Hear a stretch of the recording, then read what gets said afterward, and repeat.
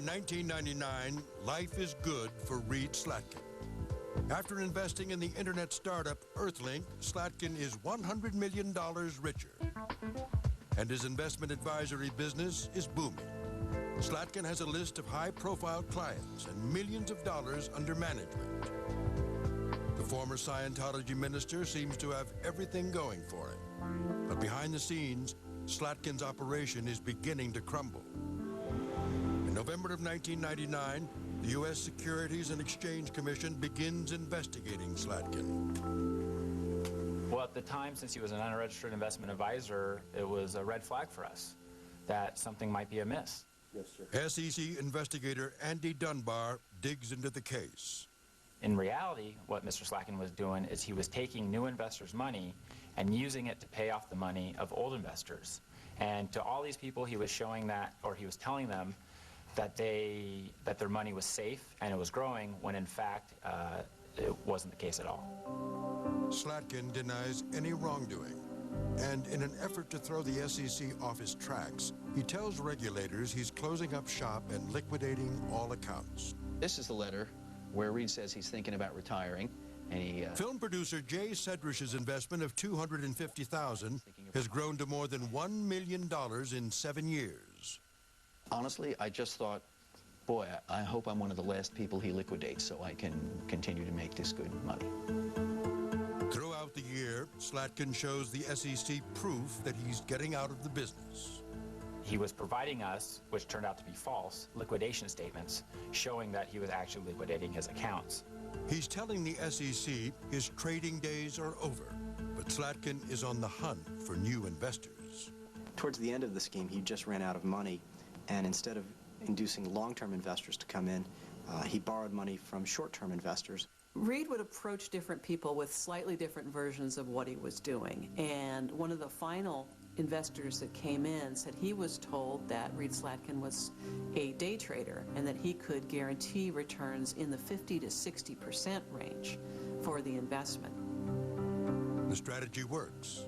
Despite being under a federal investigation, Slatkin takes in more than $100 million in new investments, including $15 million from retired venture capitalist John Poitras. A large part of my net worth, and which I'd worked for 4 decades to make.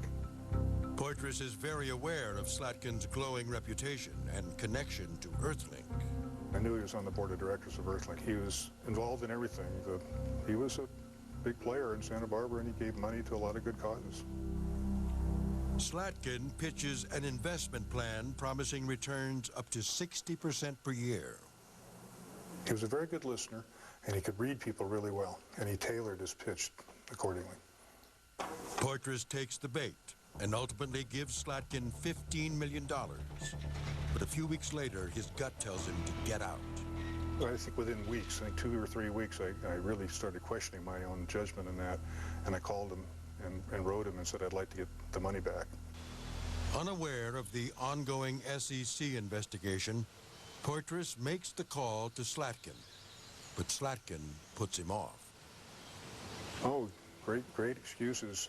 Couldn't return your phone call. I left my cell phone in a rental car in Los Angeles.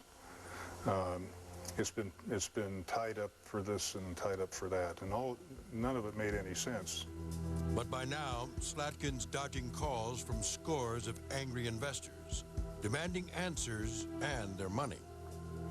Feeling the heat, Slatkin invents a story to keep investors and the SEC at bay. He says he has nearly $500 million tied up in a Zurich, Switzerland brokerage firm called NAA Financial. What NAA really was a mailbox in a rundown part of Zurich, Switzerland. For example, here would be a folder of NAA statements with course. Slatkin generates NAA statements and documents trying to prove the accounts exist. But he had created the character Mitch Axial, who he said was one of the banking officials. He went to great lengths to keep up this fiction. He even had installed a phone line with a European ring, so it would sound European when you called it, and then the phone number would, revert back to his Santa Barbara offices, so that he could keep people in the dark about the fact that NAA Financial didn't actually exist.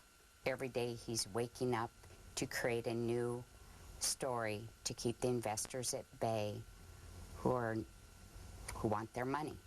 And they're tired of the excuses, so every day it's a new one. Investor John Poitras's patience is wearing thin, and it shows in his letters to Slatkin. So for a pretty smart con artist, you're acting very stupid, because I am the only one who can keep your ass out of jail. After 6 weeks of empty promises, Poitras takes matters into his own hands and calls his lawyer, Richard Kahn, who files a civil lawsuit and gets orders to freeze Slatkin's assets. The freezing of his assets was a message to all of his creditors that he would not be able to pay their debts. And that meant that the scheme that he had been carrying out of borrowing money from one creditor to pay another, that scheme had come to an end. On May 1st, 2001, the house of cards comes crashing down. Realizing there's no way out, Slatkin files for bankruptcy. 10 days later, the SEC sues Slatkin for violating federal securities laws, and FBI and IRS agents raid his offices. They were coming out with boxes and boxes and boxes of evidence. What investigators uncover is a clear-cut case of fraud. It was the absence of information that was so important. There weren't any brokerage statements, bank statements to indicate that any investments existed for his investors. For 15 years, the few investments Slatkin had actually made were losing money. He kept the scam going by paying old investors with new investor money. But when the steady stream of investors dried up, the scheme came crashing down.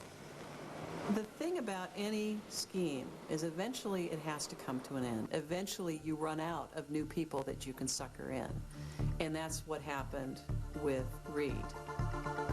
When American greed returns, the Scientology minister turned scam artist tells all. I was trying to buy time. I figured if I had enough time, all would be well eventually.